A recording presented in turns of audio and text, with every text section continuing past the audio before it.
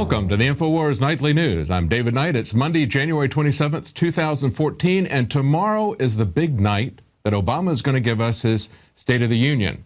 Or maybe we should say it's the state of his regime, because they've put out press releases that are being echoed throughout the mainstream media about how he's going to assert his unilateral agenda. See, that's semantics for dictating what he's going to do. And of course, he's filing executive orders, he's usurping powers that are not given to him in the Constitution, and then he's locking up critics of his regime. He's befriending and supplying al-Qaeda terrorists.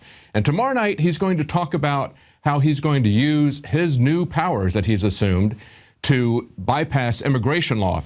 Now, look at how the mainstream media is picking this up everywhere. The new term, this is no longer dictator, this is now assert unilateral agenda. You'll see this everywhere. This is how they operate. They come up with these terms, these semantic terms that give them the high ground in an argument. If he were to say that he's just going to be giving executive orders, that sounds a little bit too authoritarian, but if he says he's going to assert a unilateral agenda, it's like, oh, this kind of sounds interesting. And a lot of people are picking it up just like they picked up gravitas. Remember how that term was picked up out of obscurity and started echoing throughout the media many years ago to really kind of a comical term? Well, now you see that with this new phrase.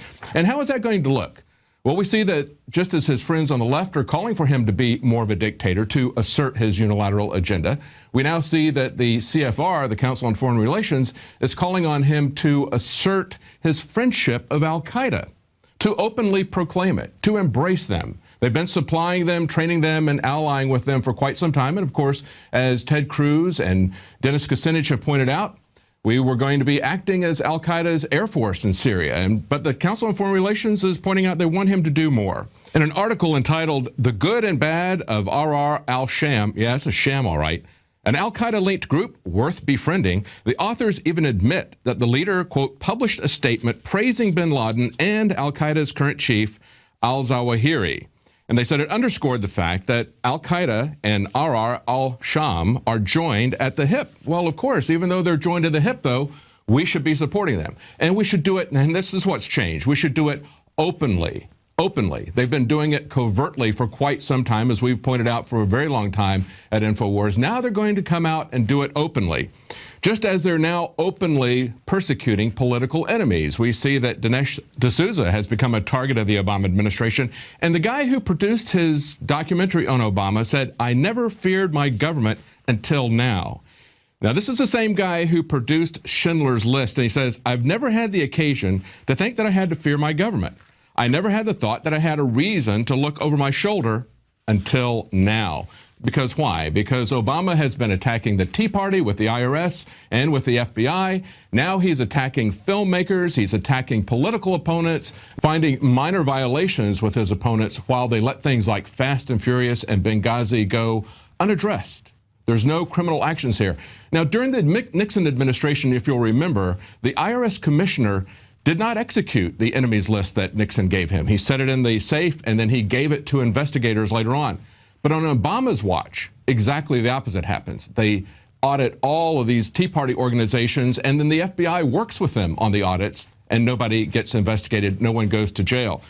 Now, the other thing that he's going to hit when he asserts his unilateral agenda tomorrow night, the key thing that he's going to hit on is going to be immigration.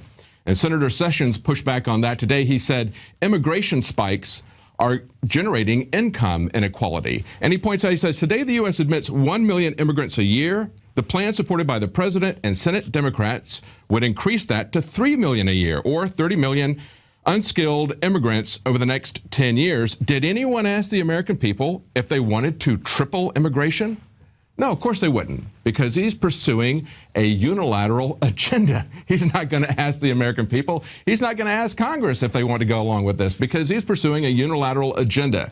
It's just everything in the Constitution is out. You have no checks and balances, and Congress has no say because Obama's just going to execute his executive orders.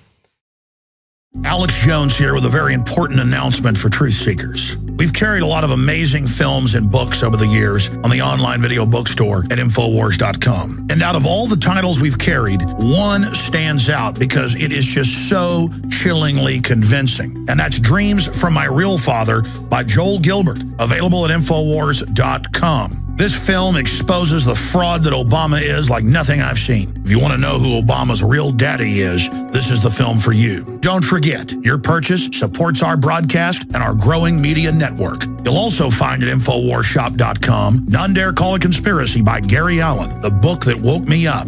We're also carrying Behind the Green Mask, UN Agenda 21 by Rosa Corey. This book is coffin nails to the globalist takeover. The Greater Good, the most professional and up-to-date film I've ever seen exposing the scourge that is vaccines. These titles and a lot more are all available at InfoWarsShop.com.